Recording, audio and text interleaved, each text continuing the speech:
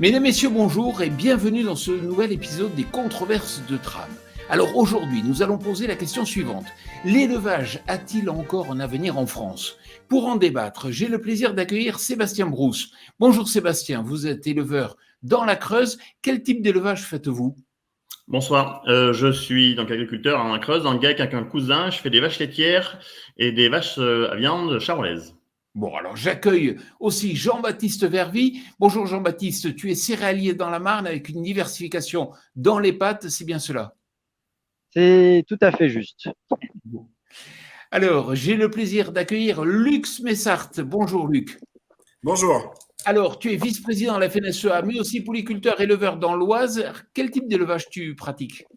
Alors, on fait du lait en GAEC avec un frère. On est en train d'installer mon fils. Donc, une centaine de vaches laitières avec 2 robots de traite et une vingtaine de charolaises mère à veau. Bon, que des beaux projets derrière en plus. Et bien sûr, pour poser les enjeux de ce débat, on écoute Christophe Léchira, responsable communication de Tram. À toi, Christophe, de poser les enjeux de ce débat. Bonsoir, merci. Donc, en 2020, 145 000 exploitations sont consacrées à l'élevage, soit 37% des exploitations françaises. Mais le monde de l'élevage est en crise. Épisode de sécheresse, de gel, prix de la viande et du lait au plus bas, rémunération faible, prix des matières premières et de l'énergie au plus haut. L'agriculture française va-t-elle devoir oublier ses vaches, ses brebis, ses cochons pour ne produire que des céréales ? Décryptage avec cette controverse de Tram. Bon, alors on va attaquer très directement le sujet. Sébastien, dans ta région, dans ton département, s'il n'y avait pas d'élevage, tu pourrais rien faire d'autre, non ? Soyons clairs. Nous, on est un département où il y a 4 bovins par habitant. Donc, ça plante un peu le décor. Et effectivement, s'il n'y avait pas d'élevage, dans des zones comme chez moi, en zone de montagne, 700 mètres d'altitude, les pistes de ski à une demi-heure, s'il n'y a pas d'élevage, il n'y a plus d'agriculture. Et quand tu vois dans ton département, ça diminue aujourd'hui le nombre Oui, d'éleveurs ? ça diminue. Sur les 5 dernières années, c'est moins 8% sur les vaches allaitantes, c'est moins 18% sur les vaches laitières. Il y a une vraie problématique au niveau du renouvellement des générations en élevage laitier, encore plus que sur les vaches allaitantes. Et forcément, ça nous inquiète. Alors, Luc Messart, quand on regarde au niveau national, quand on regarde le dernier recensement, c'est l'hémorragie. Et l'hémorragie, c'est pour l'élevage. C'est essentiellement l'élevage. Oui, alors très clairement, oui, il y a une hémorragie. Et pas seulement dans les zones polyculture élevage. On a des grandes hémorragies en Bretagne, en Normandie, en Auvergne-Rhône-Alpes. Donc aujourd'hui, il est clairement temps de se poser la question et surtout de réagir parce que même dans des villages comme le mien, je crois que c'est 2 bovins pour un habitant. Donc on a un vrai enjeu. Surtout si, quand on voit aujourd'hui l'augmentation des coûts et autres, il y a vraiment besoin de cette autonomie et la complémentarité élevage-polyculture, ça n'a jamais eu autant de sens. Jean-Baptiste, tu es céréalier dans la Marne, je l'ai dit, tes parents étaient éleveurs, enfin vous étiez éleveurs et pourtant vous avez stoppé. Pourquoi ? Les causes, les conditions. Ouais, en fait, nous, on avait un tout petit troupeau laitier, 26 vaches, avec une installation un peu vétuste. Et au moment de mon installation, faut se projeter, la mise aux normes et tout ça. Et puis, on était dans un quartier où Lactalis nous a tous lâchés. Puis on a découvert le lait au prix spot. Alors, du coup, vu que les prix étaient pas terribles, on était très très nombreux à arrêter à ces moments-là. Voilà, et on a fait des choix un peu différents. Ça a été terrible, non ? Pour mes parents qui ont connu l'élevage tout le temps et l'histoire de mon grand-père belge qui est arrivé en France et qui voulait vraiment une ferme d'élevage, bon oui, l'arrêt de l'élevage, c'était pas ce qui était le plus sympa pour la famille, quoi. Et quand tu regardes maintenant ? En tout cas, ce qui est sûr, c'est que j'aurais jamais pu continuer l'élevage comme il était là. C'est-à-dire que 26 vaches, salle de traite, un seul quai, enfin, je veux dire, en pleine lactation, 2h30 de traite. Quand j'avais fait des stages, je mettais 1h30 pour traire 60 vaches. Enfin, je veux dire, c'était juste pas confort pour travailler. Et on n'a pas trouvé à faire un projet collectif localement. Donc, voilà. Donc, on a fait d'autres choix. Bon, voilà. C'est un peu regrettable. Et c'est vrai qu'aujourd'hui, ce qu'on peut regretter, c'est l'absence d'élevage et la dynamique agricole, comme l'a dit Luc, sur les exploitations. Moi, je suis en agriculture de conservation. C'est pas mal l'élevage dans ces systèmes-là, quoi. Alors, dommage. Euh, Quand on regarde, Luc, au niveau national, les causes, c'est quoi? C'est le manque de rémunération, c'est la complexité du métier. Alors, on peut citer souvent en premier lieu la rémunération, c'est un vrai sujet. Aujourd'hui, que ce soit en élevage laitier, bovin, viande, on a des encéphalogrammes plats dans l'évolution des revenus, donc ça attire pas. Mais je crois que le premier facteur aujourd'hui, c'est la qualité de vie. C'est les jeunes qui arrivent dans le métier, aiment l'élevage, mais veulent faire l'élevage autrement. Et je pense que c'est là-dessus qu'il va falloir travailler.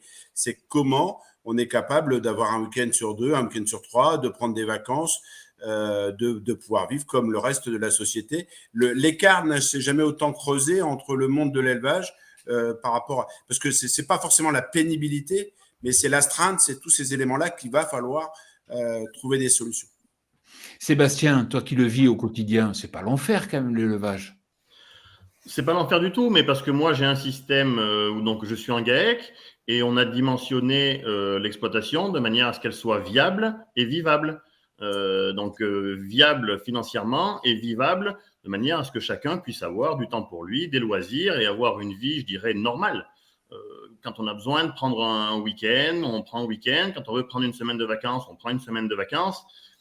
Le fonctionnement de l'exploitation nous autorise ça parce qu'on va dimensionner de cette façon-là.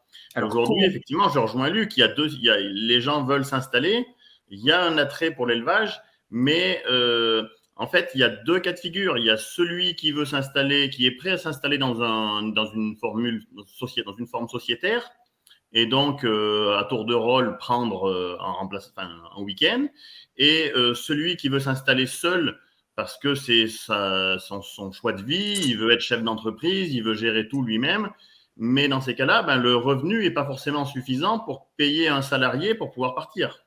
Jean-Baptiste, comment tu perçois ça? Ouais, clairement, c'est-à-dire que ce qui est dit là, alors moi je l'ai vécu avec d'autres casquettes à un moment donné, c'est il faut se donner les moyens en élevage d'atteindre des paliers pour pouvoir se payer soit du salariat, soit de la mécanisation pour alléger la contrainte. Et du coup, il y a deux sujets par rapport à ça. C'est un, le financement, c'est-à-dire qu'il faut quand même que le contexte financier, enfin non, il faut que les financeurs t'accompagnent. Et j'ai déjà vu moi des cas d'exploitation où le banquier dit bah voilà, j'ai pas les moyens de te prêter plus, hein. Bon bah du coup c'est une taille à la noire, mais c'est pas grave, tant pis pour toi. Donc le mec il démarre branque-ballant. Enfin, ouais, je pourrais faire plein d'exemples comme ça.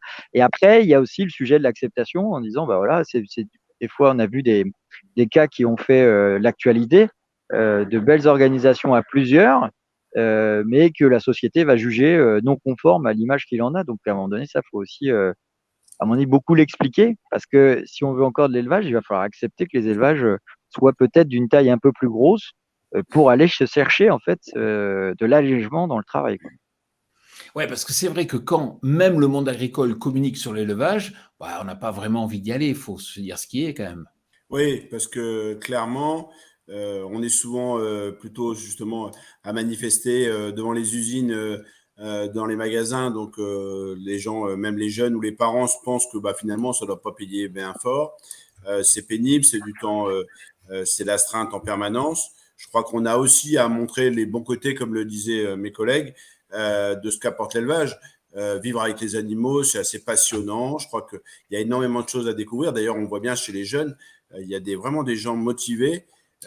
Et du coup, comme ça a été dit, il faut absolument trouver une organisation de travail, la capacité de pouvoir aussi, ça permet aussi pourquoi des fois d'amener les enfants à l'école ou d'aller les rechercher. Ça permet, mais il faut savoir se libérer du temps. Donc, avoir un salarié, savoir gérer un salarié, avoir le service de remplacement, les groupements d'employeurs, peut-être déléguer une partie, celui qui a quelques hectares de céréales, des fois, il faut peut-être mieux le faire par son voisin.